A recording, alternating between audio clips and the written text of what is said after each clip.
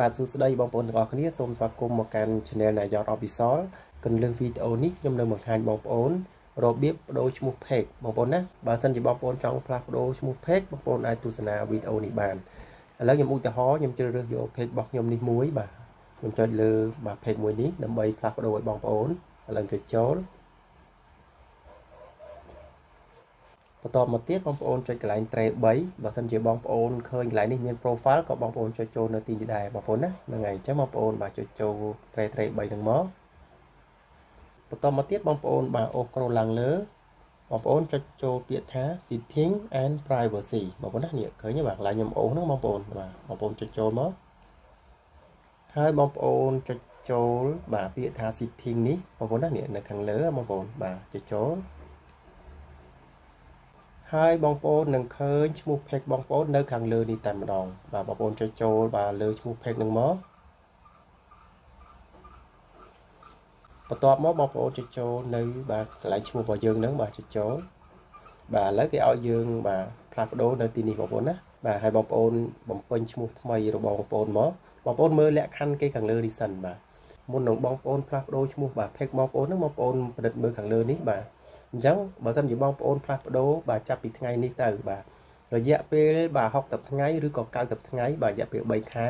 បានគេឲ្យយើងផ្លាស់ប្ដូរម្ដងទៀតទៀងទាត់ឲ្យបានត្រឹមត្រូវចាំយើងចុចពាក្យខាងក្រោមនេះបាទ Renew Change បងប្អូនណាហ្នឹងហើយបើសិនជាបងប្អូនបាទខុសតែមួយពាក្យដែលឈ្មោះបងប្អូនដែលចង់បានហ្នឹងអញ្ចឹងបងប្អូនរងចាំរយៈពេល60ថ្ងៃទៅ90ថ្ងៃបាទហ្នឹងហើយរយៈពេល2ខែទៅ3ខែបាទបានគេឲ្យយើងផ្លាស់ប្ដូរម្ដងទៀតឥឡូវខ្ញុំឧទាហរណ៍ខ្ញុំសូមបាទសរសេរសារថ្មីឲ្យបងប្អូនមើលខ្ញុំសរសេរដាក់ឈ្មោះថាណាយ៉នបាទខាងមុខខ្ញុំដាក់អក្សរអង់គ្លេសខាងចុងខ្ញុំដាក់ជាអក្សរខ្មែរបាទនេះបងប្អូនឃើញបាទខ្ញុំបានបំពេញរួចរាល់ហើយមុននឹងបងប្អូនបំពេញបងប្អូនត្រូវពិនិត្យមើលឲ្យបានត្រឹមត្រូវសិនចាំបងប្អូនចុចពាក្យថា Renew Change បងប្អូនណាហ្នឹងហើយឥឡូវខ្ញុំចុចចូលពាក្យថា Renew Change នេះតែម្ដងនេះជាឈ្មោះថ្មីដែលយើងបានផ្លាស់ប្ដូរមិញហ្នឹងបងប្អូនណាហ្នឹងហើយដោយសារតែខាងក្រុមហ៊ុន Facebook ឥឡូវហ្នឹងគេអាប់ដេតបងប្អូនណាឥឡូវគេអត់ឲ្យយើងបំពេញ password របស់ account admin នឹងទៀតទេបងប្អូនណាហ្នឹងហើយបងប្អូនក៏ចុចពាក្យថា submit នៅខាងក្រោមនេះមកបងប្អូនណាហ្នឹងហើយពេលដែលយើងចុចពាក្យថា submit នេះហើយយើងបានផ្លាស់ប្ដូររួចរាល់ហើយបងប្អូនណាឥឡូវខ្ញុំចុចពាក្យថា submit នេះតែម្ដងពេលដែល load មកផ្ទាំងបែបនេះគេឲ្យយើងទៅយកលេខកូដបាទពី Gmail មួយនេះបងប្អូនណាហ្នឹងហើយបើសិនជាបងប្អូនបាទអត់មាន Gmail ទេឬក៏ account Facebook មួយហ្នឹងបងប្អូនបំពេញជាមួយលេខទូរស័ព្ទបងប្អូនណាហ្នឹងហើយបើសិនជាបងប្អូនបំពេញជាមួយលេខទូរស័ព្ទឬក៏ Gmail ណាមួយបងប្អូនចុចកន្លែងនេះបាទចុចកន្លែងហ្នឹងមកបងប្អូននឹងឃើញ Gmail លេខទូរស័ព្ទរបស់យើងនៅក្នុង account Facebook ហ្នឹងតែម្ដងតែបើបងប្អូនថា Gmail ហ្នឹងអត់មានទេបងប្អូនបាទកាត់ Facebook ហ្នឹងតាមលេខទូរស័ព្ទបងប្អូនចុចចូលកន្លែងនេះឥឡូវខ្ញុំចុចចូលកន្លែងនេះឲ្យបងប្អូនមើលបាទនេះបងប្អូនណាដោយសារតែខ្ញុំ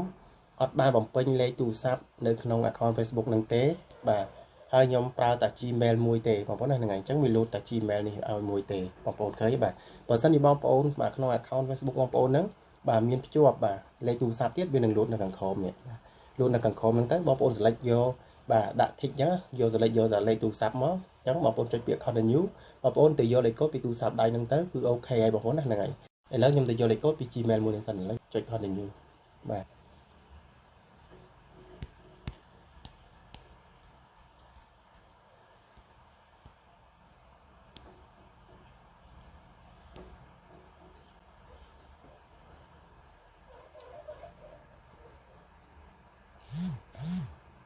បាទឥឡូវនេះគេផ្ញើលេខកូដមកហើយបងប្អូនឃើញបាទម៉ោង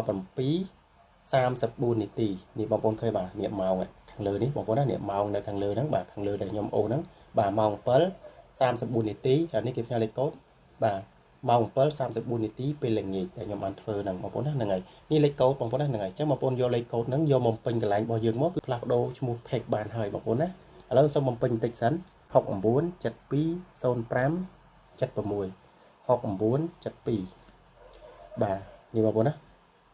6972ត្រូវបាទ